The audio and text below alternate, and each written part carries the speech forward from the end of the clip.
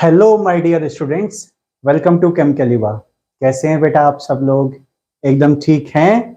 चलो आगे की बात डिस्कस करते हैं। देखो बेटा, लास्ट लेक्चर से हमने एक नया टॉपिक स्टार्ट किया था, पीरियोडिक टेबल या periodic classification of elements.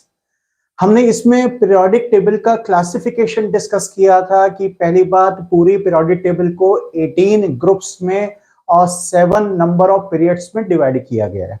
Groups का मतलब वर्टिकल कॉलम्स और पीरियड्स का मतलब है हॉरिजॉन्टल रोज जो होती हैं, जिसमें 7th पीरियड अभी इनकम्प्लीट है।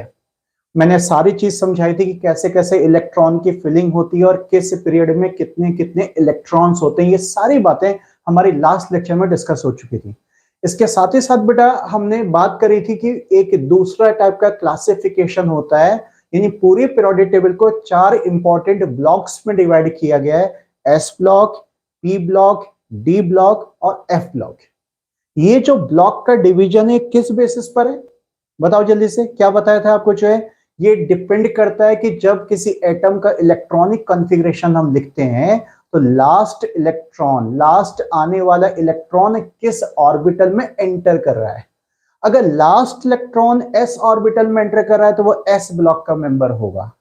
अगर पी में एंटर करता है तो पी ब्लॉक का मेंबर होगा। इसी तरीके से डी ब्लॉक या एफ ब्लॉक का मेंबर आप आइडेंटिफाई कर सकते हैं।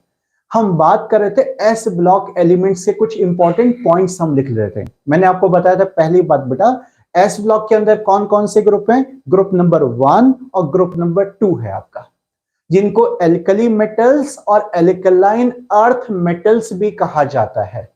डेफिनेशन भी लिखवा दी थी। अच्छा, इसमें एक और चीज बेटा लिखनी है आपको, जो है क्या, इनका इलेक्ट्रॉनिक कॉन्फ़िगरेशन। वैसे तो हमें पता है सबका इलेक्ट्रॉनिक कॉन्फ़िगरेशन लिखना आता है, लेकिन एस ब्लॉक के मेंबर्स का लास्ट वाला जो आउटर मोस्ट इलेक्ट्रॉनिक कॉन्फ़िगरेशन बनेगा, मींस आखिर का जो शेल बनेगा या सब शेल बनेगा, उसका इलेक्ट्रॉनिक कॉन्फ़िगरेशन क्या बनेगा? बोलो, लास्ट इलेक्ट्रॉन किस में आएगा? एस में आएगा।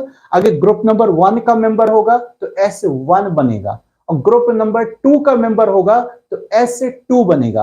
अच्छा, इसमें एक बात और है बेटा, देखो लास्ट इलेक्ट्रॉन s ऑर्बिटल में तो एंटर करता है, ये बात सही है, एस ब्लॉक की बात बता रहा हूं मैं।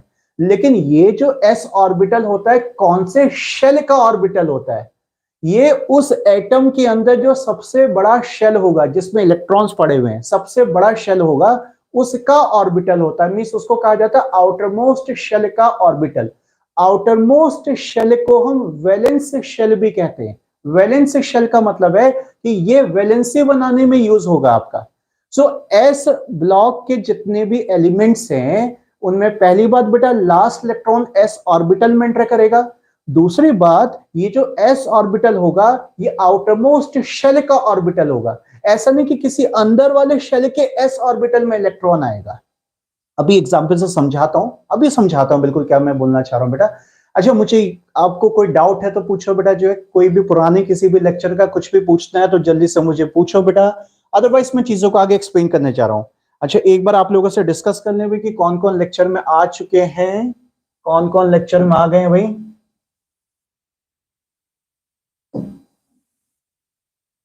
कौन कौन लेक्चर में आ चुके हैं?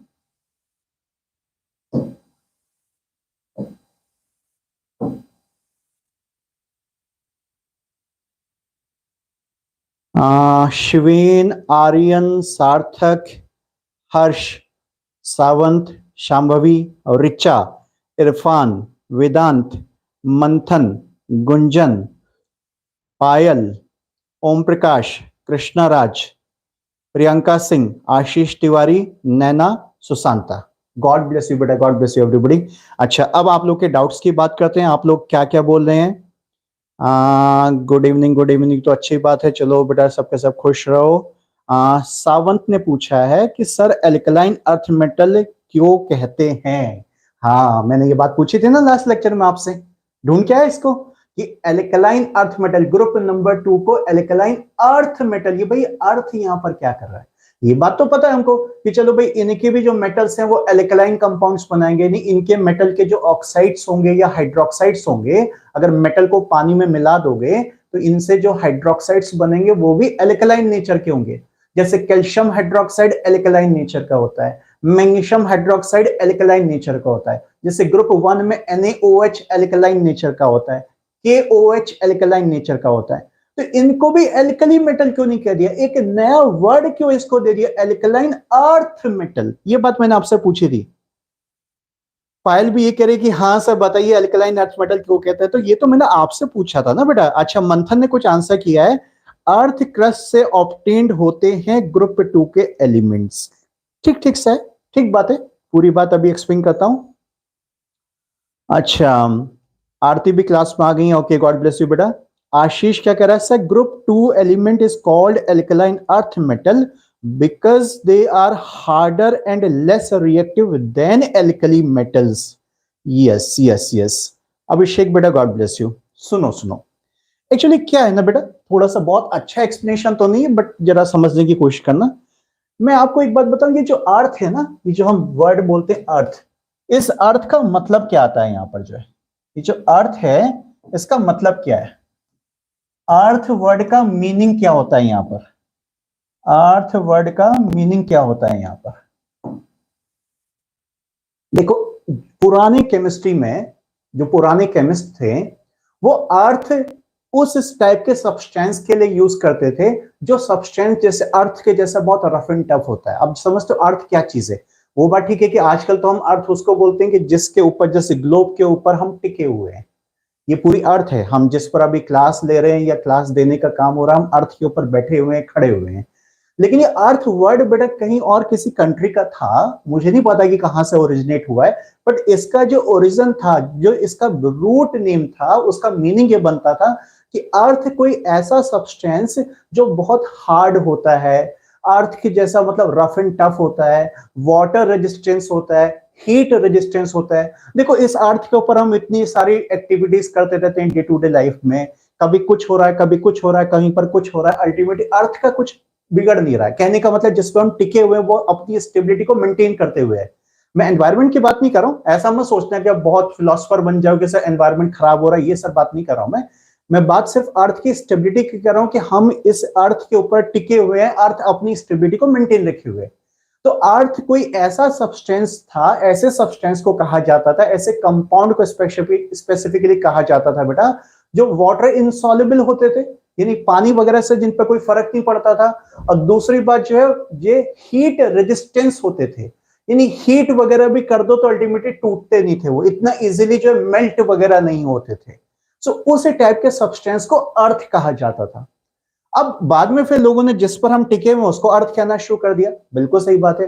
अब यहीं से बात आई थी, कुछ ऐसे सब्सटेंसेस, केमिकल सब्सटेंसेस होते हैं, खासकर जो आपके ग्रुप नंबर 2 के ऑक्साइड्स हैं। ग्रुप नंबर 2 के ऑक्साइड्स जैसे बेरिलियम ऑक्साइड हो गया आपका, और उसके बाद मैग्नीशियम ऑक्साइड हो गया, फिर जैसे कैल्शियम ऑक्साइड हो गया, फिर स्ट्रोंशियम ऑक्साइड हो गया।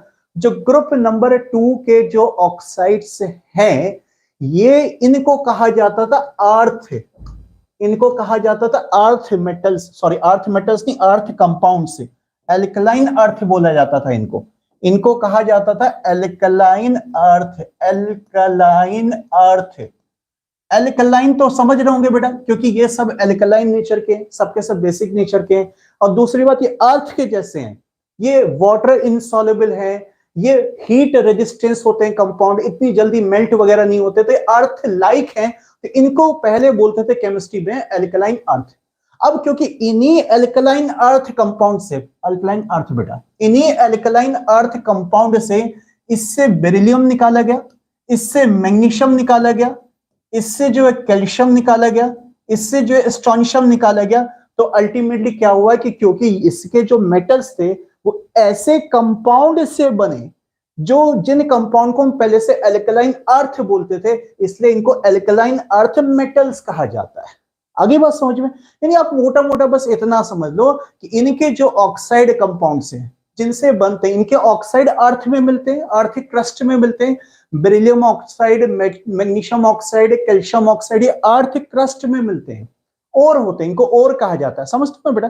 अब हिंदी में तो मुझे याद नहीं आ रहा, पता नहीं और को क्या कहते हैं बेटा। सो और होते हैं, अर्थ के क्रस्ट में मिलते हैं इनके कंपाउंड्स, तो उन कंपाउंड से इनको बनाया जाता है। तो अल्टीमेटली इनको नाम दे दिया गया एल्कलाइन अर्थ मेटल्स। तो इनके कंपाउंड को पहले एल्कलाइन अर्थ बोलते थे।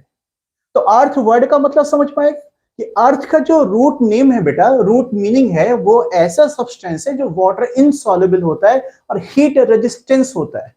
सो जैसे जिसके ऊपर हम टिके हुए उसको अर्थ का नाम दिया, इन कंपाउंड को भी अर्थ का नाम दिया, क्योंकि इस अर्थ वाले कंपाउंड से ये बने तो इनको अर्थ मेटल्स कहना शुरू कर दिया गया। ये कहानी है इसके पीछे।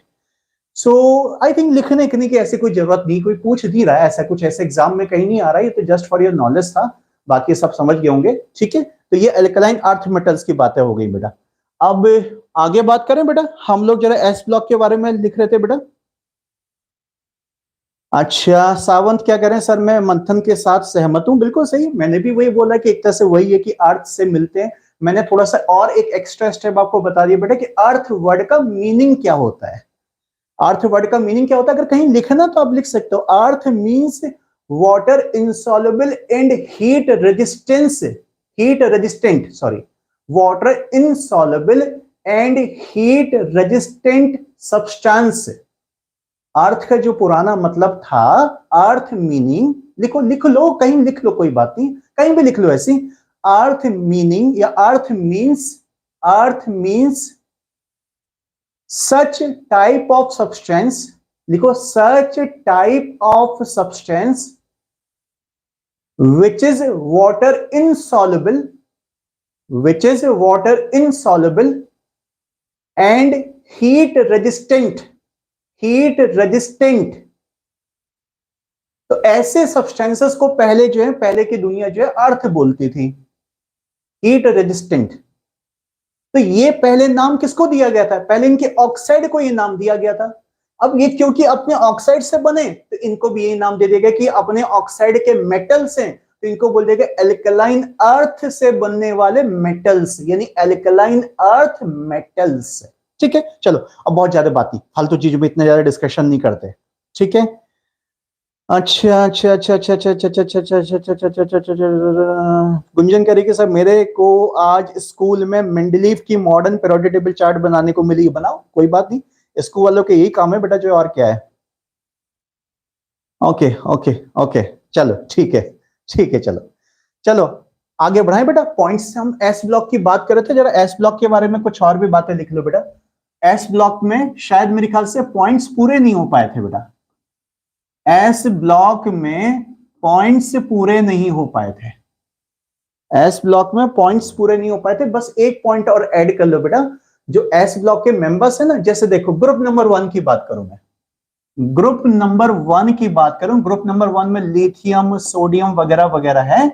अगर आप इनके इलेक्ट्रॉनिक कॉन्फ़िगरेशन बनाओ, जैसे लिथियम का एटॉमिक नंबर 3 होता है, 3 का इलेक्ट्रॉनिक कॉन्फ़िगरेशन क्या बनेगा, 1s2 2s1 बनेगा।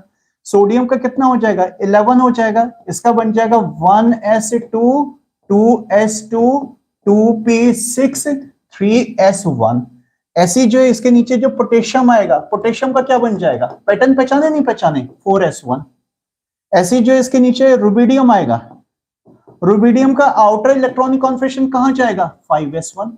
यानी इन सब में जो लास्ट इलेक्ट्रॉन आ रहा है वो s1 में आ रहा है, इन सब में जो लास्ट इलेक्ट्रॉन आ रहा है वो s1 में आ रहा है, s1 में आ रहा है, s1 में आ रहा है। और ये s जो है ये कौन से शेल का s है, देखो इस लिथियम के अंदर टोटल 2 शेल की बात हुई, फर्स्ट शेल और सेकंड शेल। तो सेकंड शेल सबसे बड़ा शेल है, उसके एस में जा रहा है। सोडियम के अंदर टोटल 3 शेल की बात हो चुकी है, फर्स्ट शेल की बात, सेकंड शेल की बात और थर्ड शेल की बात। थर्ड शेल सबसे बड़ा शेल है और उसी के एस में ये इलेक्ट्रॉन आ रहा है। ऐसे पोटेशियम का बना के देख लो, फोर्थ शेल इसका सबसे बड़ा शेल होगा और उसी के एस में इलेक्ट्रॉन आ रहा है। तो सबसे बड़ा शेल बोलो या इसको आउटर मोस्ट शेल कहा जाता है, क्या बोलते हैं इसको, आउटर मोस्ट शेल। अरे सबसे बड़ा शेल ही तो सबसे दूर होगा, सबसे बाहर होगा, फिजिकल तरीका बताया था आपको सब शेल्स और शेल्स का बेटा जो है। सो इसको ये कहना चाहिए बेटा कि सपोज करो कि किसी के अंदर n जो नंबर ऑफ शेल है वो सबसे बड़ा शेल है मान लो, तो उसके s में एक इलेक्ट्रॉन जा रहा है, यानी इन सब का बाहर का जो इलेक्ट्रॉनिक कॉन्फ़िगरेशन बनेगा वो ns1 ns1 ns1 ns1 बनेगा, जहां पर n क्या रिप्रेजेंट कर रहा है, n उस पर्टिकुलर एटम के अंदर जो सबसे बड़ा शेल है, या जो आउटर मोस्ट शेल है उसको इंडिकेट कर रहा है। समझ में आ गई बात? तो बेटा ये बात तो होगी ग्रुप 1 के लिए। ऐसे जब ग्रुप नंबर 2 को लिखेंगे, आप चाहे लिख के देखना, मैं डायरेक्ट बता देता हूं बेटा, उन सब का जो आउटर मोस्ट कॉन्फ़िगरेशन बनेगा, सबसे बाहर वाला जो कॉन्फ़िगरेशन बनेगा वो बनेगा NS2 बनेगा। NS2 बना के देख लो चाहे तुझे, जहां पर N क्या इंडिकेट करेगा, बोलो जल्दी से, N क्या इंडिकेट करेगा? N सबसे बड़े शेल को या आउटर मोस्ट शेल को इंडिकेट करेगा। तो ये पॉइंट लिखना था बेटा, पॉइंट लिखेंगे, ये नोट करने की जरूरत नहीं है, तो सबको पता है इलेक्ट्रॉनिक कॉन्फ़िगरेशन, सीधे पॉइंट लिख लीजिए बेटा। लिखो बेटा, general electronic configuration, general electronic configuration for S block, general electronic configuration for S block, लिखो लिखो, for S block is NS1, NS1, NS2। NS1 जाएगा ग्रुप नंबर 1 के लिए, NS2 जाएगा ग्रुप नंबर 2 के लिए। ठीक है, ये चीज होगी बेटा जो है। और इसमें ये बात लिख लो जरा, एक बात और लिख लो, आगे ब्रैकेट में लिख लो, ब्रैकेट में लिख लो बेटा, लास्ट इलेक्ट्रॉन एंटर्स टू, लिखो लिखो, last electron enters to s orbital, enters to s orbital of outermost shell, s orbital of outermost shell, outermost shell, outermost shell को बेटा टेक्निकली कहते हैं valence shell, valence shell, VAL, valence shell. लिखो जल्दी से, bracket में लिखो valence shell. तो कोई पूछे कि भाई एस ब्लॉक एलिमेंट की पहचान क्या है, तो एक तो पहचान ये कि इसमें लास्ट इलेक्ट्रॉन एस में आएगा। दूसरी बात, ये जो एस ऑर्बिटल है कौन से शेल का होगा? ये सबसे बड़े शेल का ऑर्बिटल होगा, सबसे बाहर वाले शेल का ऑर्बिटल होगा, या टेक्निकली उसको कहेंगे वैलेंस शेल का ऑर्बिटल होगा। तो एन यहां पर क्या है? मेरा कहने का मतलब है कि एन यहां पर क्या है? एन यहां पर वैलेंस शेल को इंडिकेट कर रहा है। ठीक है बेटा, चलो एस ब्लॉक की बातें हो गई हमारी पूरी जो है। अब जरा बात करते हैं हम पी ब्लॉक की, बात करते हैं पी ब्लॉक के कुछ इंपॉर्टेंट पॉइंट्स लिख लेते हैं। नंबर 2 लिखेंगे बेटा सबके सब पी ब्लॉक, नंबर 2 लिखेंगे सबके सब P block, P block, P block, heading दो जल्दी से बेटा, पी ब्लॉक।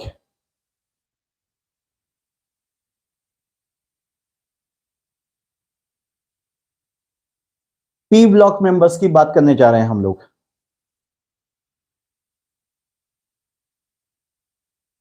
सबसे पहली बार डेफिनेशन क्या जाएगी?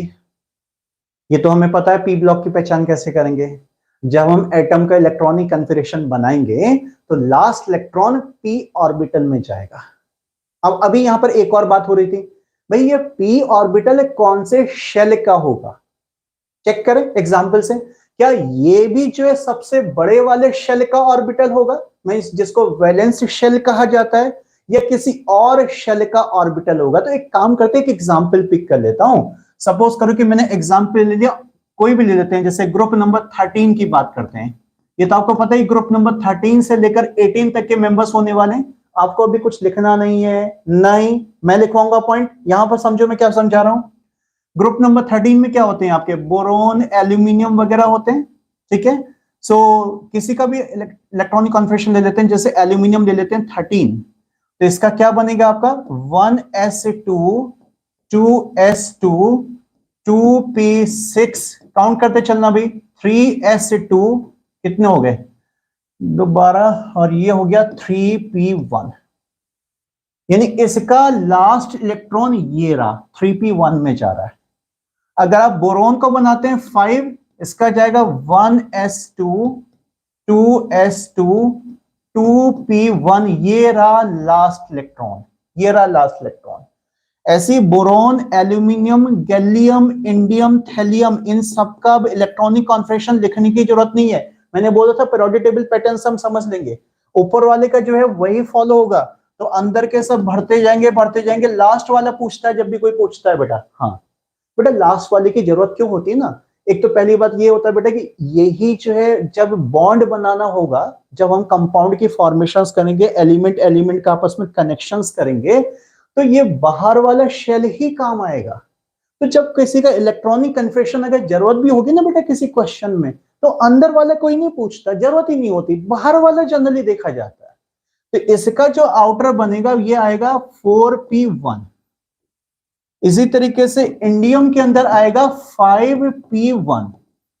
ऐसे ही जो है आपका थैलियम के अंदर आ जाएगा 6p1। ये इलेक्ट्रॉनिक कन्फेक्शंस बन जाएंगे। तो इन सब में ग्रुप नंबर 13, ये मैंने ग्रुप नंबर 13 लिखा है। कौन सा लिखा है? ये मैंने आपका ग्रुप नंबर 13 लिखा है। यहां पर ग्रुप नंबर मैंने कौन सा लिखा है? 13 लिखा है यहां पर बेटा। सो ग्रुप नंबर 13 का आउटर इलेक्ट्रॉनिक कन्फेक्शन क्या जा रहा है? देखो पहली बात, इसके अंदर जो पी है ये सबसे बड़े वाले शेल का पी है। अरे दो ही तो शेल है, एक फर्स्ट शेल है और एक सेकंड शेल है। सेकंड शेल के पी में चले गया, सेकंड शेल जो बड़ा शेल है इसके अंदर। एल्यूमिनियम में देखो टोटल 3 शेल्स इन्वॉल्व हो गए, फर्स्ट शेल, सेकंड शेल और थर्ड शेल। थर्ड शेल के पी में इलेक्ट्रॉन जा रहा है। तो थर्ड शेल पहली बात सबसे बाहर का शेल भी है, सबसे बड़ा शेल बोल दो, सबसे बाहर का शेल बोल दो, या वैलेंस शेल बोल दो, और उसी के पी में जा रहा है। और सबसे बड़े शेल को हम किससे रिप्रेजेंट कर रहे हैं? एन से रिप्रेजेंट कर रहे हैं। तो ये एन के पी में एक इलेक्ट्रॉन जा रहा है। इसका आउटर कन्फिगरेशन बन गया NP1। आप एक काम और कर सकते हो बेटा, NP1 से पहले सबका देखो NS2 पूरा है, NS2, इसका भी NS2 मींस 4S2 पूरा होगा, इसका भी 5S2 पूरा होगा, इसका भी 6S2 पूरा हो गया। अरे S ऑर्बिटल पूरा हो गया, S ब्लॉक पूरा हो गया, तभी तो P की स्टार्टिंग हुई। S तो पूरा हो चुका था, ग्रुप नंबर 2 पर S2 बन चुका था, अब उसी के P में स्टार्टिंग हो गई, तो P ब्लॉक स्टार्ट हो गया।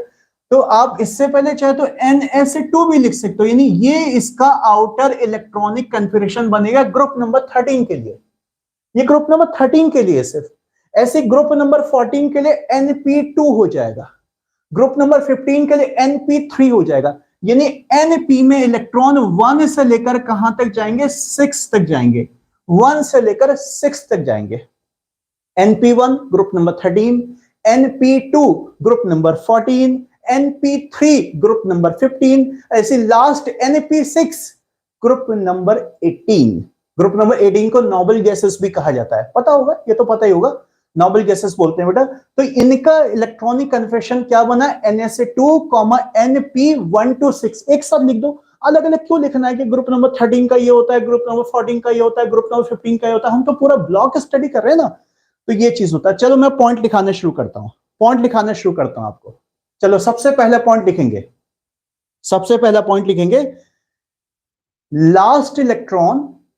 लिखो बेटा, last electron enters to, last electron enters to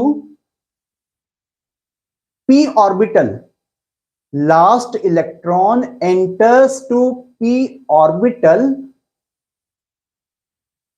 of outermost shell, p orbital of outermost shell, ये भी outermost है, p orbital of outermost shell। Outermost shell को क्या लिखेंगे ब्रैकेट में? Valence, valence shell, valence shell, bracket close. ये तो हो गया डेफिनेशन, ठीक है। एस ब्लॉक में डेफिनेशन पूरी नहीं हो पाई थी तो आज दिखाना पड़ गया मुझको, कोई बात नहीं। नेक्स्ट पॉइंट, कौन कौन से ग्रुप इसमें इंक्लूडेड हैं बच्चे? कौन कौन से ग्रुप इंक्लूडेड हैं ग्रुप नंबर 13 से ग्रुप नंबर 18 तक के? तो सिंपल लिख दो बेटा, इट इंक्लूड्स, लिखो, it includes group number 13, it includes group number 13 to group number 18, group number 13 to group number 18। लिख लिया? नेक्स्ट क्या लिखोगे? इलेक्ट्रॉनिक कन्फेक्शन लिख लो, यही जो बात हो रही थी। अगर लिखना एग्जाम्पल के फॉर्म में तो बेटा पूरा बना सकते हो आप। लिख, चलो मैं पॉइंट लिखवा दे रहा हूं पहले, जिसको नोट करना बाद में नोट करना। पॉइंट लिखो जल्दी से बेटा। General electronic configuration, general electronic configuration is general electronic configuration is, ये नोट कर लो, बोर्ड पे लिखा हुआ है, ये नोट करो, NS2 NS2 comma NP126 NS2 comma NP126। ये मैंने सारे ग्रुप का एक साथ लिख दिया बेटा। ये 1 to 6 का मतलब है कि सारे ग्रुप का एक साथ बता दिया मैंने। ग्रुप नंबर 13 होगा तो P1 हो जाएगा, ग्रुप नंबर 14 होगा तो P2 हो जाएगा। NS2 NP126, ये आपके सामने एग्जाम्पल है। ये मैंने ग्रुप नंबर 13 का एग्जाम्पल दिया था आपको। आप चाहे तो लिखना चाहो लिख सकते हो, अगर आपको कुछ लिखना प्रैक्टिस के लिए, भाई कैसे NS2 NP1 बन रहा है लिख लो, अगर लिखना है तो नोट कर लो, कोई बात नहीं।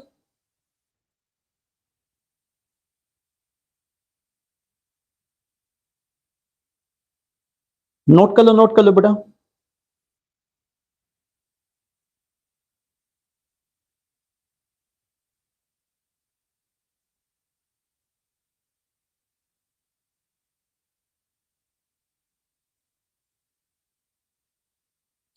पायल आपने क्या पूछा बेटा कि सर, क्या पूछ रही हैं आप? सर हमें कैसे पता चलेगा कि नया कौन सा है एस ब्लॉक में जब इलेक्ट्रॉनिक कॉन्फ़िगरेशन होगा? बेटा अगर जनरल लिखा होगा तो ऐसे नहीं पता चलेगा। अब जिसका लिखा होगा वो आपको अभी पहचान करना बता रहा हूं, ये बात अभी बता रहा हूं कि आपका ये मतलब होना चाहिए, सर अगर कोई एटॉमिक नंबर दिया है या किसी का इलेक्ट्रॉनिक कॉन्फ़िगरेशन दिया है तो हम कैसे पहचानेंगे कि ये जो एलिमेंट या ये जो एटम है ये कौन से ग्रुप और कौन से पीरियड का मेंबर है? तो ये बात मैं अभी बता रहा हूं आपको, ठीक है? इसकी प्रैक्टिस करेंगे, अभी बाद में करते हैं बेटा। आ रही है बात जो है। आशीष कह रहा है कि सर वैलेंस ऑर्बिटल क्या होता है? वही तो बता रहा हूं बच्चा, वैलेंस शेल के जो ऑर्बिटल्स होते हैं उनको वैलेंस ऑर्बिटल कहा जाता है बेटा। वैलेंस शेल, उसके अंदर जो सबशेल्स है उनको वैलेंस सबशेल बोल दो, या वैलेंस सबशेल के जो ऑर्बिटल्स है उनको वैलेंस ऑर्बिटल बोल दो। वैलेंस का मतलब है जो वैलेंसी बनाने में यूज होते हैं। वैलेंसी बनाने में कौन यूज होते हैं? जो बाहर का शेल होता है वो वैलेंसी बनाने में यूज होता है। अब ये मत पूछना सर कैसे, ये केमिकल बॉन्डिंग में सिखाऊंगा, ठीक है ना बेटा? ये तो बॉन्डिंग में बात आएगी, अभी बस समझ लो कि ऐसा ही होता है, बॉन्डिंग में समझाऊंगा इसको। चंदन कुमार क्या कह रहा है? सर इसका वैलेंसी 3 होता है। हाँ बेटा बिल्कुल होता है, बिल्कुल, यस, ग्रुप नंबर 13 का। नोट हो गया बेटा? चलो ये तो बात हो गई इनकी, सब भाई जनरल जनरल बातें सब कुछ हो गई। और क्या लिखना है इसमें पी ब्लॉक में? और कुछ लिखने की ऐसा जरूरत नहीं, बस दो दो पॉइंट लिखते हुए फटाफट चलते हैं बेटा ना, थोड़ा सा जल्दी कर लेते हैं बेटा, ताकि आगे की चीज भी तो पढ़नी, खाली फिर डिवीजन डिवीजन पे टाइम वेस्ट हो रहा है। जल्दी से लिखो D block, D block, D block, D block.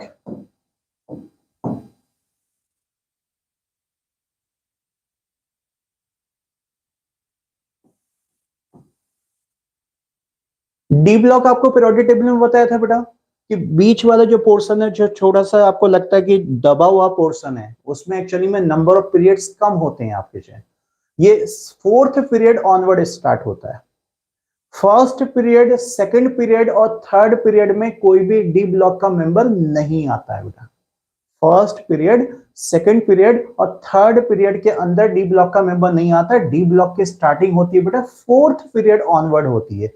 सो देखो डी ब्लॉक, पहली बात भाई कि डी ब्लॉक की पहचान क्या है? डी ब्लॉक की पहचान ये कि लास्ट इलेक्ट्रॉन डी ऑर्बिटल में आएगा। अब क्या ये डी ऑर्बिटल भी वैलेंस शेल को बिलोंग करेगा? सबसे बड़े वाले शेल को बिलोंग करेगा? चलो चेक करते हैं पहले, फिर डेफिनेशन लिखेंगे, इसको भी चेक करते हैं।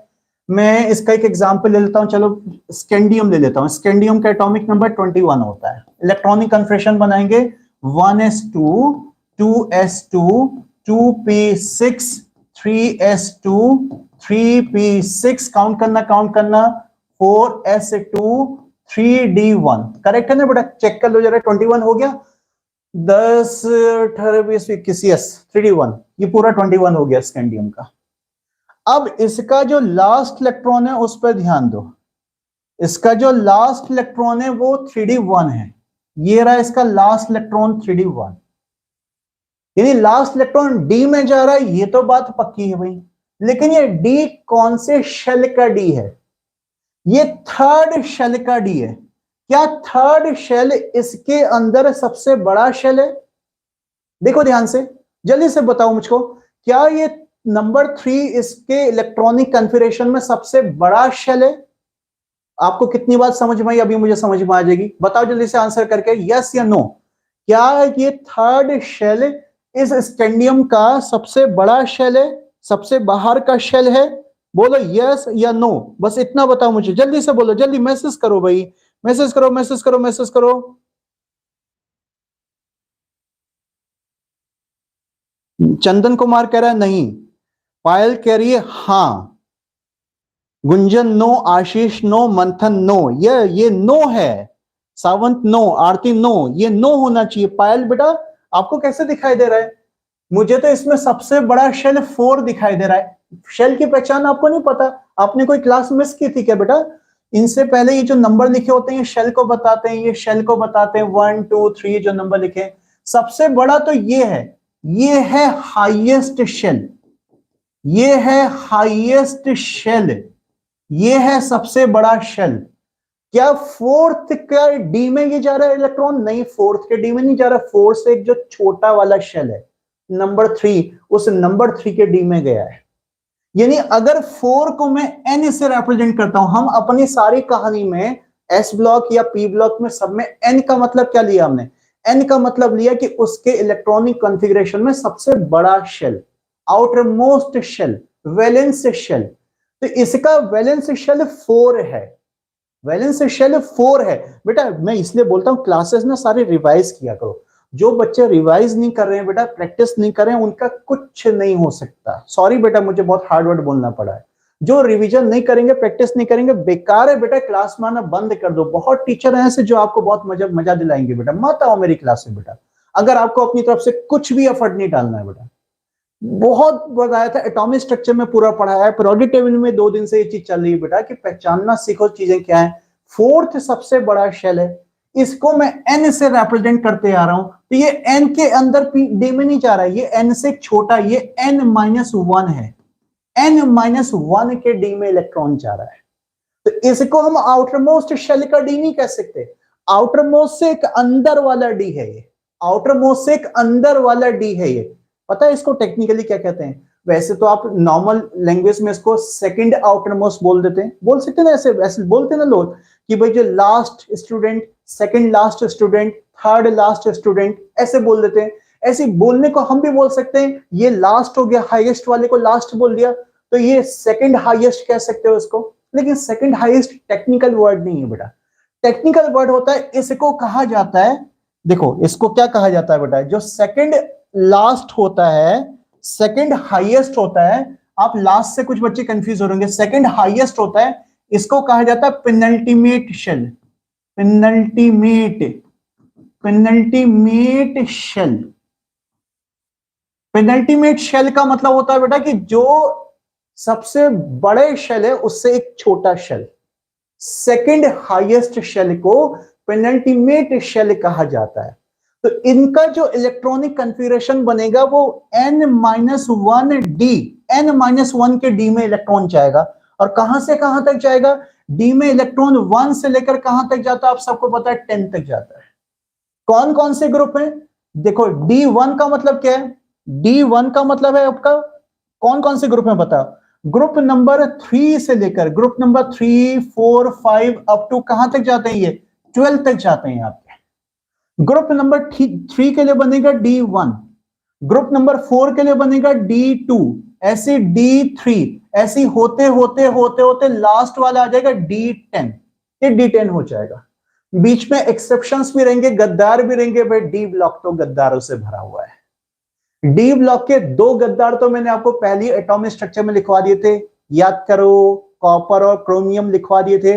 लेकिन मैंने बताया था कि डी जो है गद्दारों से भरा हुआ है, इसमें और भी एक्सेप्शंस हैं, वो अभी छोड़ दो, धीरे धीरे बात आ जाएगी, चिंता मत करो, कभी ना कभी बता दूंगा, बट पहले इंडिकेट कर दे रहा हूं बेटा कि इसमें बीच बीच में गद्दार है। तो ये नहीं कि सर आपने तो जो डी बताया था फिट नहीं हो रहा है, मोटा मोटा बता रहा हूं, गद्दारों को छोड़ दो। तो ये D1 से लेकर D10 तक इलेक्ट्रॉन जाएगा। अच्छा, इस डी ब्लॉक की स्टार्टिंग से पहले, इस डी ब्लॉक की स्टार्टिंग से पहले यहां पर हमारे पास एस ब्लॉक फिल हो गया था। देखो इस डी की स्टार्टिंग से पहले इसका एन वाला एस फिल हो चुका था, एन वाला एस।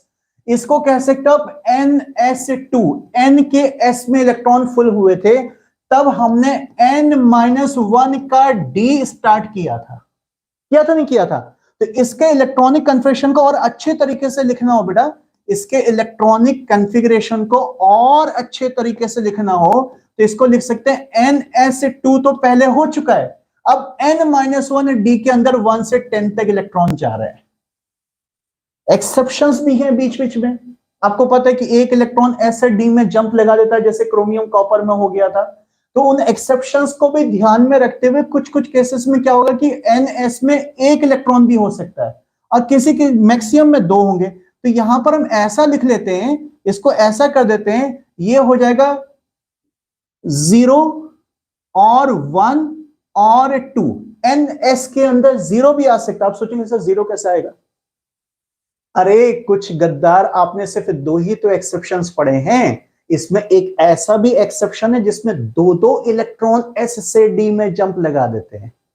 हाँ, ढूंढ के लाना, ये आप लोगों के लिए असाइनमेंट है। पूरे D ब्लॉक में एक ऐसा गद्दार है, एक ऐसा एक्सेप्शन एलिमेंट है कि जिसके में क्या होता है बेटा, 4S के दोनों इलेक्ट्रॉन D में जंप लगा देते हैं, तो S पूरा खाली हो जाता है, 0 हो जाता है। इसको लिखने का तरीका आपको मैं समझा रहा हूं, लिखने के लिए तो बेटा मैं ऐसे भी लिख सकता हूं इसको। देखो बुक वाले तो कैसे भी लिख लेते हैं, बुक वाले तो बेवकूफ बनाते हैं, वो ऐसे लिख देंगे 0 to 2। आप सोचते रह जाओगे सर कि S भर रहा है या D भर रहा है।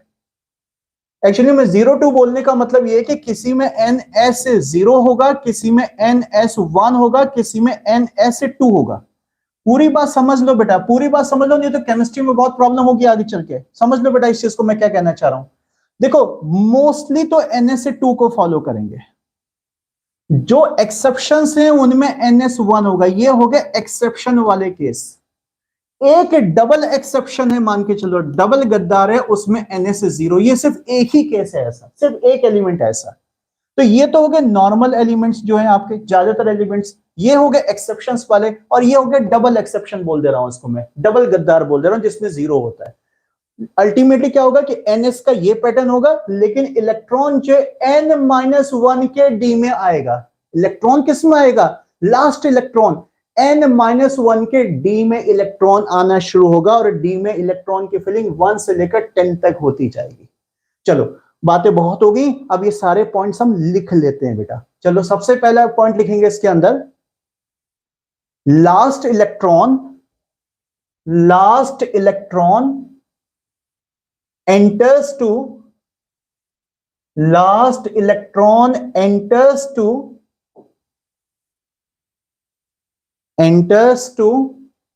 d orbital.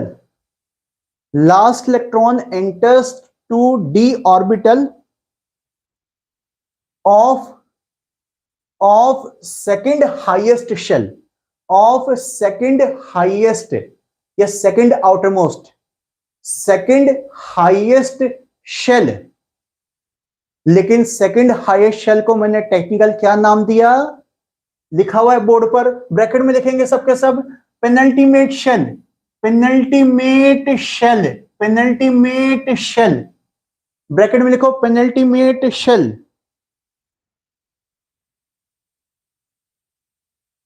Penultimate shell. Chandan बेटा रुक जा बच्चा, तेरे डाउट बेटा, तू कल से एक ही डाउट बोल रहा है बेटा। यस वो एक्सेप्शन केस है बेटा, हीलियम की जो प्रॉपर्टीज है ना बेटा, आप हीलियम को लेकर कंफ्यूज हो रहे हैं ना चंदन बेटा। हीलियम की जो प्रॉपर्टीज है बेटा, क्योंकि वो नोबल गैस की जैसी प्रॉपर्टीज होती हैं, उसका कन्फिगरेशन जो फुलफिल्ड हो जाता है। आप 12th के स्टूडेंट हो तो आप समझ सकते हो इस बात को बेटा। तो इसलिए हीलियम को ग्रुप नंबर 18 में रखा गया है। हालांकि वो जो है डेफिनेशन को फॉलो नहीं करता। अगर आप डेफिनेशन पकड़ के बैठेंगे सर हीलियम में तो S2 होता है, वो S ब्लॉक में आना चाहिए, वो क्यों P ब्लॉक में चले गया, तो बच्चा क्या है ना, कुछ पे डेफिनेशन पूरी नहीं हो पाती। डेफिनेशन के बेसिस पर हीलियम एक्सेप्शन केस है बेटा। लेकिन क्योंकि हीलियम जो नोबल गैसेस में से ही एक गैस है आपकी, जिसकी प्रॉपर्टी बाकी नोबल गैस के जैसी मैच करती है, ये बाकी किसी के साथ जनरली रिएक्शन नहीं करता, स्टेबल गैस होती है आपकी। तो अल्टीमेटली इसको ग्रुप नंबर 18 में रखा गया, और ग्रुप नंबर 18 क्योंकि आपका P ब्लॉक के अंदर आता है, इसलिए उसको भी P ब्लॉक का मेंबर माना जाता है। तो क्या होता है ना बेटा, एकदम हार्ड एंड फास्ट चीज कभी कभी नहीं लग पाती है। तो वो चीज है हीलियम के साथ है। ठीक है चंदन, एक ही डाउट बेटा तू खींचे जा रहा था बेटा जो इसमें। हाँ क्या लिखा बेटा, ये तो डेफिनेशन हो गई पहली बात पूरी। अच्छा आप लोग को एग्जाम्पल दिखाना है तो ये एग्जाम्पल लिख दो सबके सब। ये वाला जो स्कैंडियम का मैंने बोर्ड पर एग्जाम्पल लिखा है, ये एग्जाम्पल नोट कर लो, इसको जूम इन कर देता हूं मैं। सबके सब ये एग्जाम्पल नोट करेंगे बेटा, ये वाला एग्जाम्पल सबके सब नोट करेंगे, स्कैंडियम वाला। ये सारी बात जो लिखी हुई आगे इंडिकेट कर दो कि कौन सा हाईएस्ट शेल है और कौन सा जो है पेनल्टीमेट शेल है, वो सब इंडिकेट किया हुआ है। इसमें n ये है s, इसमें n क्या है, n इज इक्वल टू 4 है, तो n-1 के d में इलेक्ट्रॉन जा रहा है। इंडिकेट कर दो n-1 के d में इलेक्ट्रॉन जा रहा है, इंडिकेट किया बेटा, उसी को मैंने पेनल्टीमेट का नाम दिया है। फोर्थ शेल इसका सबसे बाहर का शेल है, फोर्थ शेल जो है सबसे बड़ा शेल है, लेकिन 4 के डी में नहीं जा रहा, 3 के डी में जा रहा है। इंडिकेट किया तो उसके बाद इसका इलेक्ट्रॉनिक कॉन्फ़िगरेशन इंडिकेट करेंगे सबके सब, इलेक्ट्रॉनिक कॉन्फ़िगरेशन इंडिकेट करेंगे, इलेक्ट्रॉनिक कॉन्फ़िगरेशन इंडिकेट करेंगे बेटा सबके सब। इलेक्ट्रॉनिक कॉन्फ़िगरेशन लिखो, क्या बना इलेक्ट्रॉनिक कॉन्फ़िगरेशन, पहले NS पूरा भर रहा है ना, लिखा हुआ है बोर्ड पर, वैसे लिखो NS012, ऐसे लिख लो यार, ये ज्यादा ठीक है, स्लैश लगा लो। किसी में NS0 होगा, किसी में NS1 होगा, ज्यादातर में NS2 होगा, और उसके बाद n-1 का d भरेगा जो कि 1 से लेकर 10 तक जाएगा। लिख लो, इस तरीके से लिख लो बेटा। वो 1 से 10 लिखने का मतलब, एरो बनाने का मतलब है कि अलग अलग ग्रुप में अलग अलग हो जाएगा। जैसे जो इसका थर्ड ग्रुप आएगा, यानी इसका जो फर्स्ट ग्रुप है उसमें D1 आएगा, नेक्स्ट ग्रुप में D2 जाएगा, लास्ट वाले ग्रुप में D10 जाएगा। इसमें एरो मत बनाओ, कंफ्यूजन हो जाएगा ना बेटा। एरो बनाना चाहो तो बना लो, वैसे मुझे स्लैश ज्यादा अच्छा लग रहा है। NS0, NS1, NS2, इस बात को मैं लिखवा देता हूं, कोई बात नहीं, मैं लिखवा देता हूं, होता है क्या बेटा, लिखवा देता हूं इस चीज को। लिखा इलेक्ट्रॉनिक कॉन्फ़िगरेशन सबने, लिख लो जरा, इस बात को लिख लो, ब्रैकेट बना के लिख लो। लिखो इसमें mostly elements of D block, mostly elements of D block have NS2, mostly elements of D block have NS2, but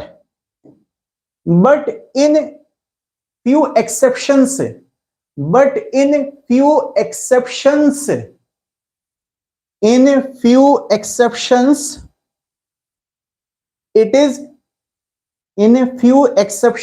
it is क्या, NS1, it is NS1।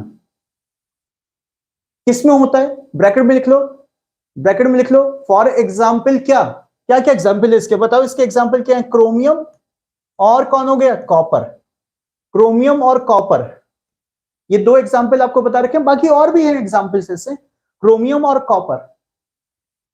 आगे लिखो, कॉमन लगा के आगे लिखो, but in case of one exceptional, ऐसे लिखो, but in one exceptional case,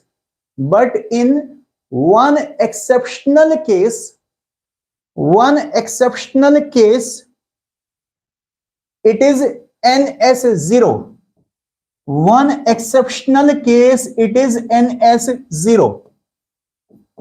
NS0।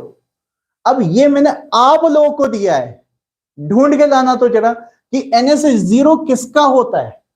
अगले क्लास में आपसे पूछूंगा कि सिर्फ एक ही एलिमेंट है डी ब्लॉक के अंदर जिसमें NS0 पैटर्न फॉलो होता है, उसमें NS के दोनों इलेक्ट्रॉन डी में जंप लग जाते हैं, मैं उसको बोलता हूं डबल गद्दार।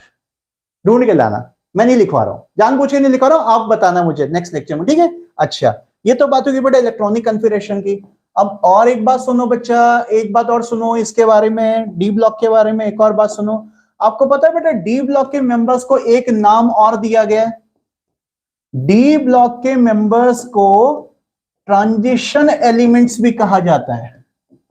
डी ब्लॉक के मेंबर्स को ट्रांजिशन मेटल्स या ट्रांजिशन एलिमेंट्स, वैसे सबके सब मेटल्स ही बताइए, ट्रांजिशन एलिमेंट्स भी कहा जाता है। लिखो लिखो लिखो, अरे लिखना है। नेक्स्ट पॉइंट लिखेंगे, D block elements, D block elements are also called as, D block elements are also called as, लिख दो, ट्रांजिशन एलिमेंट्स। ट्रांजिशन एलिमेंट्स या ट्रांजिशन मेटल्स बोल सकते हो, ट्रांजिशन एलिमेंट्स।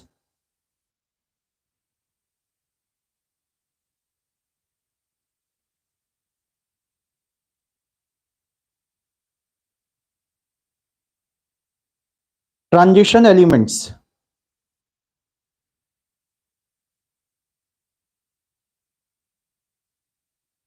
ठीक है बेटा, लिखा। अब यहां पर थोड़ा बात कर लें बच्चा कि ट्रांजिशन एलिमेंट्स से क्यों कहा जाता है, पता है किसी को? डी ब्लॉक के एलिमेंट्स को ट्रांजिशन एलिमेंट्स क्यों कहते हैं? क्योंकि क्या है ना बेटा, ये देखो बीच की स्टेज है, ये एस ब्लॉक और पी ब्लॉक को मिलाने वाली चीज है, बीच में आ रहा है, ट्रांजिट हो रहा है यहां से नेचर। कैसे ट्रांजिट हो रहा है नेचर? देखो पीरियोडिक टेबल को थोड़ा सा फिर से देखते हैं क्या है भाई। पीरियोडिक टेबल में पहले ग्रुप नंबर 1 होता है, फिर ग्रुप नंबर 2 होता है, सबको पता है। फर्स्ट ग्रुप हो गया, सेकंड ग्रुप हो गया, फिर बीच में यहां पर ग्रुप नंबर 3 से लेकर कहां तक जाते हैं, ग्रुप नंबर 12 तक जाता है डी ब्लॉक। ये पूरा का पूरा डी ब्लॉक है आपके पास। और फिर यहां से फिर अल्टीमेटली ये पूरा का पूरा क्या हो जाता है, ये पूरा का पूरा पी ब्लॉक हो जाता है। तो होता क्या है बेटा, देखो कि ये जो एस ब्लॉक है, एस ब्लॉक में मेटल्स हैं, यस मेटल्स हैं, ये तो हमें पता है। आपको पता है बेटा ये मेटल्स कैसे मेटल्स हैं? ये हाईली रिएक्टिव मेटल्स हैं। जो आपके एस ब्लॉक के मेटल्स हैं ग्रुप नंबर 1 या ग्रुप नंबर 2 के, ये हाईली रिएक्टिव मेटल्स होते हैं। अब मैंने आगे अभी प्रॉपर्टी पढ़ाई नहीं, आगे इनके बारे में आएगा। जैसे इनको हाई इलेक्ट्रोपॉजिटिव मेंबर्स भी बोलते हैं। अब आपने सुना नहीं होगा ये वर्ड, मैं फालतू में लगाना भी नहीं चाह रहा हूं, छोड़ दो इस चीज को। इतना तो समझ सकते हो, हाईली रिएक्टिव मेटल्स होते हैं ये आपके जो है। इनके जो कंपाउंड्स होते हैं वो ज्यादातर आयनिक कंपाउंड्स होते हैं। ग्रुप 1 या ग्रुप 2 के जो मेंबर्स हैं, इनके जो कंपाउंड्स हैं, इनके कंपाउंड्स बेटा मोस्टली आयनिक के कंपाउंड होते हैं। आयनिक कंपाउंड सुना है?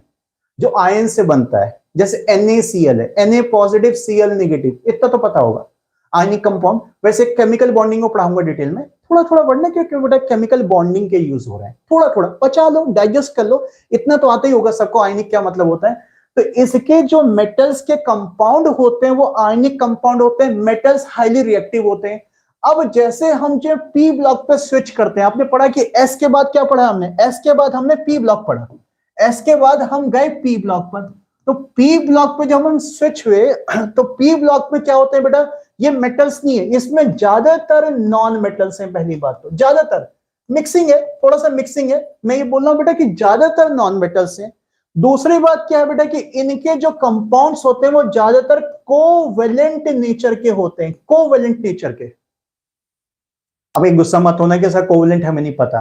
11th के बच्चे जो फ्रेश आए हो सकता है उनको नहीं आइडिया हो, बट मेरे ख्याल से 9th 10th में इतना तो लोग पढ़ाई देते हैं, आयनिक कंपाउंड क्या होता है, कोवेलेंट कंपाउंड क्या होता है, तो थोड़ा सा आइडिया होगा आपको। तो इसके जो कंपाउंड्स हैं बेटा वो कोवेलेंट नेचर के होते हैं। अगर कोवेलेंट नहीं पता तो कोई बात नहीं, बस अभी फिलहाल रट लो, क्योंकि इसको समझाने जाऊंगा तो मुझे पूरा केमिकल बॉन्डिंग समझाना पड़ेगा। केमिकल बॉन्डिंग में बता दूंगा उसको। तो हम आयनिक नेचर से, देखो क्या हो रहा है, आयनिक नेचर से कोवेलेंट नेचर की तरफ जा रहे हैं। तो कहां से पास होके जा रहे हैं, हम यहां से यहां ट्रांजिट हो रहे हैं, ट्रांजिट हो रहे हैं, ट्रांजिट हो रहे हैं। होता ना कहीं से होकर जाना, उसको ट्रांजिट होना बोलते हैं। पता है, इतना तो इंग्लिश सब जानते होंगे। इस जगह से इस जगह तक उठ के जाने को ट्रांजिट। तो हम वाया डी ब्लॉक जा रहे हैं, तो डी ब्लॉक से ट्रांजिट हो रहे हैं, तो डी ब्लॉक के मेंबर्स को कहा जाता है ट्रांजिशन मेंबर्स, ये ट्रांजिशन मेटल्स। समझ में आ गई बात बेटा? तो इनको ट्रांजिशन एलिमेंट्स कहते हैं। अब इसकी एक डेफिनेशन भी है, वो भी मैं लिखवा रहा हूं भी आपको। चलो मैं इसकी डेफिनेशन लिखवाने जा रहा हूं, फिर उसको एक्सप्लेन करता हूं। चलो लिखेंगे बेटा। आपने क्या लिखा अभी स्टेटमेंट, आपने ये लिखा ना कि D block elements are also called as a transition elements. इसी में आगे लिखना है बेटा, इसी में आगे लिखना, बिकॉज, लिखो because they have because they have partially field, partially means आधा अधूरा, they have partially field D subshell, they have partially field D subshell either in normal state, इधर बोल दो या आइदर बोल दो, मैं इधर बोलता हूं उसको, इधर इन नॉर्मल स्टेट और in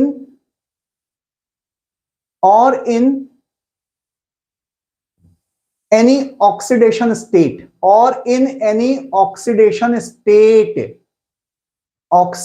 state। ये जो लाइन लिखवाई है इसको अंडरलाइन करो जरा, समझा रहा हूं, इसको अंडरलाइन करो। मैंने क्या लिखवाया बेटा, because they have partially field D subshell in their normal state और इन देयर ऑक्सीडेशन स्टेट, इस पूरे स्टेटमेंट को अंडरलाइन करो। ये डेफिनेशन है। कोई पूछे कि डी ब्लॉक एलिमेंट की डेफिनेशन क्या है, ट्रांजिशन एलिमेंट्स की डेफिनेशन क्या है, तो ट्रांजिशन एलिमेंट्स ऐसे एलिमेंट्स होते हैं जिनका जो डी सबशेल है वो आधा अधूरा भरा हुआ होता है। कैसी हालत में, या तो नॉर्मल कंडीशन में, जैसे हम इलेक्ट्रॉनिक कन्फर्मेशन लिखते हैं, तो आपको अभी स्कैंडियम का एग्जांपल दिया था। स्कैंडियम में क्या हो रहा था, देखो स्कैंडियम कहां गया भाई, स्कैंडियम बनाया था ना अभी हमने, ये रहा स्कैंडियम। स्कैंडियम में क्या हो रहा था बेटा, यहां पर फिर से देखो, स्कैंडियम में अल्टीमेटली आपने एक चीज देखी कि जो डी सबशेल है वो पूरा का पूरा भरा हुआ नहीं है, डी सबशेल जो है वो पूरा का पूरा भरा हुआ नहीं है। एक काम करता हूं, फिर से नीचे बना देता हूं इसको, इसमें जो डी सबशेल है वो पूरा का पूरा भरा हुआ नहीं है। देखो स्कैंडियम 21, इसका कन्फिगरेशन बनेगा 1s2 वगैरह वगैरह होते होते लास्ट में आ रहा था 4s2 3d1। तो इसका जो डी सबशेल है, डी पूरा भरा होता है D10 पे जाके, ये आधा अधूरा है, पार्शियली फिल्ड है। D1 होगा, किसी में D2 होगा, किसी में D3 होगा, या तो नॉर्मल कंडीशन पे आधा अधूरा होगा, या कुछ केसेस में ऐसा होता है कि अगर बाई चांस पूरा भर भी गया तो उसकी कोई एक ऑक्सीडेशन स्टेट दिखानी पड़ती है। ऑक्सीडेशन स्टेट मत पूछो क्या होता है, जाकर रिडॉक्स वाला टॉपिक रिवाइज करो। ऑक्सीडेशन स्टेट, ऑक्सीडेशन नंबर पढ़ाया था मैंने, ऑक्सीडेशन स्टेट, ऑक्सीडेशन नंबर लगभग एक ही बात समझ लो। चार्ज जो बताया था वैलेंसी समझ लो। तो या तो बेटा वो नॉर्मल कंडीशन पे उनके अंदर डी पूरा आधा अधूरा भरा होगा, या उनकी किसी वैलेंसी वाली कंडीशन पर, जैसे वो +2 बना दे, या +3 बना दे, या +5 बना दे, या +1 बना दे, ऐसी कंडीशन पे जाके उसमें आधा अधूरा means partially field D subshell मिलेगा। उनको ट्रांजिशन एलिमेंट्स का नाम दिया गया था। लेकिन ट्रांजिशन एलिमेंट नाम क्यों दिया गया था वो मैंने आपको समझा दिया, क्योंकि एस ब्लॉक से जब हम पी ब्लॉक पे ट्रांजिट होते हैं तो हम प्रॉपर्टीज में ट्रांजिट होते हैं। एस ब्लॉक के मेटल्स के जो कंपाउंड होते हैं आयनिक कंपाउंड्स होते हैं, एस ब्लॉक के एलिमेंट्स हाईली रिएक्टिव होते हैं, पी ब्लॉक के एलिमेंट्स कम रिएक्टिव होते हैं, और पी ब्लॉक के जो कंपाउंड्स होते हैं वो कोवेलेंट होते हैं। तो क्योंकि प्रॉपर्टीज में ट्रांजिशन हो रहा है, या एस से पी ब्लॉक में जब हम ट्रांजिट हो रहे हैं तो हम इन डी ब्लॉक के मेंबर से होकर गुजर रहे हैं, इसलिए इनको ट्रांजिशन एलिमेंट्स कहा जाता है। लेकिन ट्रांजिशन एलिमेंट की टेक्निकल डेफिनेशन यही है जो मैंने अभी आपको स्टेटमेंट अंडरलाइन कराया। किसी को कुछ ऑब्जेक्शन इस डेफिनेशन पर? बोलो जरा, किसी को कुछ ऑब्जेक्शन है इस डेफिनेशन पर? किसी को कुछ ऑब्जेक्शन है इस डेफिनेशन पर बेटा? नहीं है, आपने डेफिनेशन सही से देखा नहीं। मैंने ये बोला कि ट्रांजिशन एलिमेंट्स उनको कहा जाता है जिनके डी सबशेल जो पार्शियली फिल्ड होता है, या तो नॉर्मल कंडीशन पे पार्शियली फिल्ड होता है, या फिर किसी ऑक्सीडेशन नंबर मतलब वैलेंसी वाली कंडीशन पे पार्शियली फिल्ड होता है। अब आप ध्यान से देखो, इस डेफिनेशन को एक ग्रुप ऐसा है डी ब्लॉक के अंदर जो फॉलो नहीं करता। ध्यान से देखो बेटा, इस डेफिनेशन को एक ग्रुप ऐसा है जो फॉलो नहीं करता। देखो क्या क्या है, ग्रुप नंबर 3। ग्रुप नंबर 3 से लेकर हम कहां तक जाते हैं? 3, 4, 5, 6, 7, 8, 9, 10, 11, 12। 12th वाला लास्ट ग्रुप है इसके डी ब्लॉक के अंदर, और थर्ड इसका जो फर्स्ट ग्रुप है। ये है पूरा का पूरा डी ब्लॉक। डी ब्लॉक है जो 12 नंबर का ग्रुप है। इसके एलिमेंट्स पता है किसी को? मैं लिखूं, देखो 12th नंबर का जो ग्रुप है इसमें जिंक, कैडमियम, मरकरी ये सब आते हैं आपके। 12th नंबर का जो ग्रुप है आपके पास, इस 12th नंबर के ग्रुप को अगर आप इसका इलेक्ट्रॉनिक कन्फिगरेशन बनाए, जैसे जिंक का 30 होता है, इसका इलेक्ट्रॉनिक कन्फिगरेशन बनाए, देखो मैं लिखता हूं जिंक 30, इसका इलेक्ट्रॉनिक कन्फिगरेशन अगर आप लिखो 1s2 2s2 2p6 3s2 3p6 4s2 3d10 3d10। D तो पूरा भर गया, नॉर्मल कंडीशन में पूरा भर गया। या जिंक की जो वैलेंसी होती है +2 होती है, +2 कंडीशन जब करोगे तो इसमें से 2 इलेक्ट्रॉन निकाल दोगे तब भी D10 रहेगा। ना तो नॉर्मल स्टेट में ये आधा अधूरा भरा है, ये तो पूरा भरा है, और ना ही ये अपनी जो स्टेबल ऑक्सीडेशन स्टेट है, वैलेंसी है, उसमें ये आधा अधूरा भरा है, ये तो पूरा भरा है। तो D10 है, इन सब का D10 D10 D10 electronic configuration बनता है। ये डेफिनेशन को फॉलो नहीं करते, तो शुरुआत में इनको ट्रांजिशन एलिमेंट्स नहीं माना गया था। बोले यार ये तो डेफिनेशन फॉलो नहीं कर रहे, लेकिन अब बात वही आती, भाई है तो डी ब्लॉक के मेंबर्स। अभी जिस बात को लेकर चंदन बार बार एक ही बात को लेकर खिंचाई करता, सर हीलियम बताओ हीलियम बताओ हीलियम बताओ, तो यहां पर एक और गद्दारी आ गई कि जो लास्ट वाला ग्रुप है डी ब्लॉक का, जिंक, कैडमियम, मरकरी वगैरह से रिलेटेड, बेटा इस ग्रुप के मेंबर्स डेफिनेशन को फॉलो नहीं करते, ट्रांजिशन एलिमेंट की डेफिनेशन को फॉलो नहीं करते। लेकिन क्योंकि ये भी डी ब्लॉक के मेंबर्स हैं, बाकी डी ब्लॉक के मेंबर्स के साथ इनकी प्रॉपर्टीज मैच करती हैं, तो अल्टीमेटली इनको भी अब लोगों ने ट्रांजिशन एलिमेंट मान लिया, भले डेफिनेशन फॉलो नहीं करती। अब ये नहीं कि सर क्यों मान लिया, मैं बता तो रहा हूं मान लिया बस, क्योंकि प्रॉपर्टी मैच करी डी ब्लॉक के साथ। इतना मेजॉरिटी कह रही कि हम कह रहे हैं यार तू अकेला अलविदा हो रहा है, तुझ अलबेले को हम कहां से बाहर कर दें, बोले इंक्लूड हो जा, तो इसको भी ट्रांजिशन एलिमेंट से बोल दिया जाता है। लेकिन अगर कोई एक्चुअल आपसे पूछे, कोई आपको फंसाना चाहे, वो देखना चाहे कि आपने कितने डिटेल में स्टडी की है, तो आप साफ साफ बोल रहे हैं कि जो सारे डी ब्लॉक होते हैं वो सब ट्रांजिशन एलिमेंट नहीं होते। ट्रांजिशन एलिमेंट सिर्फ नंबर 3 से स्टार्ट होकर नंबर 11 तक खत्म हो जाते हैं। बोले 12th वाला ग्रुप ट्रांजिशन एलिमेंट की डेफिनेशन में नहीं फिट होता। क्यों फिट नहीं होता? बोले डेफिनेशन तो ये कहती कि डी जो सबशेल है वो हाफ मतलब पार्शियली फिल्ड होना चाहिए, पार्शियली फिल्ड नहीं होता, इनका फुल फिल्ड डी सबशेल होता है, लेकिन इनको फिर भी ट्रांजिशन एलिमेंट से मान लिया गया है क्योंकि ये डी ब्लॉक के ही अल्टीमेटली मेंबर्स हैं। बेटा मैं सारी समझा रहा हूं, सारी बातें एक एक बात की, आगे चल के फिर केमिस्ट्री में दिमाग ना खराब हो कि सर आपने बोला था, ये गद्दार कहां से आ गया करके। ठीक है ना बच्चा, ये चीजें एक्सेप्ट करनी पड़ती हैं हमको। तो इसको भी मैं लिखवा देता हूं आपको। मैंने अभी ट्रांजिशन एलिमेंट की डेफिनेशन लिखवा दी थी, बिकॉज करके आपको अंडरलाइन करा दिया था। अब नीचे नेक्स्ट टाइम में लिखो, नेक्स्ट टाइम में लिखो बेटा, लिखो however group number 12, group number 12 members या ग्रुप नंबर 12 एलिमेंट्स, मैं मेंबर्स बोल देता हूं कोई बात नहीं, group number 12 elements do not follow this definition. लिखो do not follow this definition, do not follow this definition, but they are D block elements, but they are D block elements, hence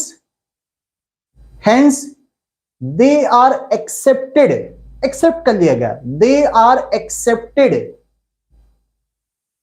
in transition elements, they are accepted in transition elements, they are accepted in transition elements।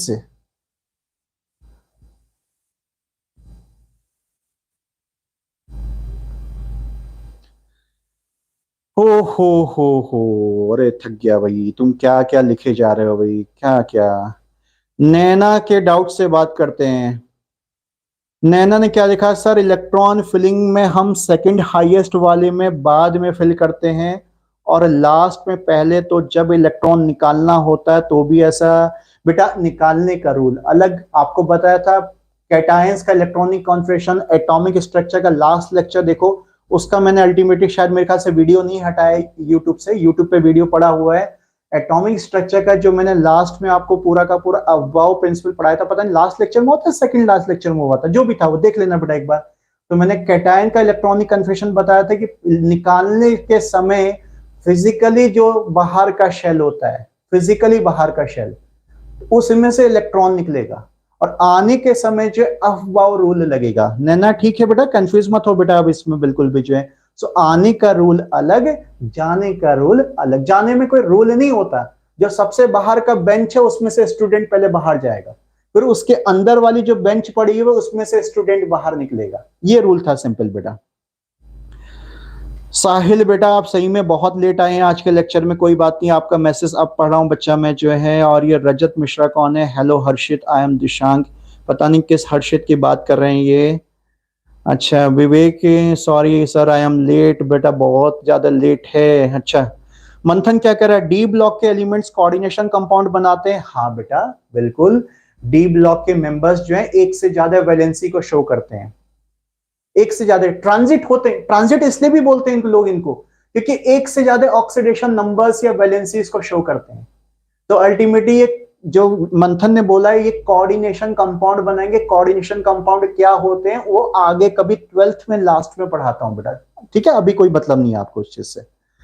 जीवन Sanju, God bless you बेटा। खुशी sir please थोड़ा clear समझा नहीं आ रहा है। खुशी आप अचानक से बेटा क्लास के लास्ट में आओगे तो बेटा बिल्कुल समझ में नहीं आएगा मेरे बच्चे, ठीक है।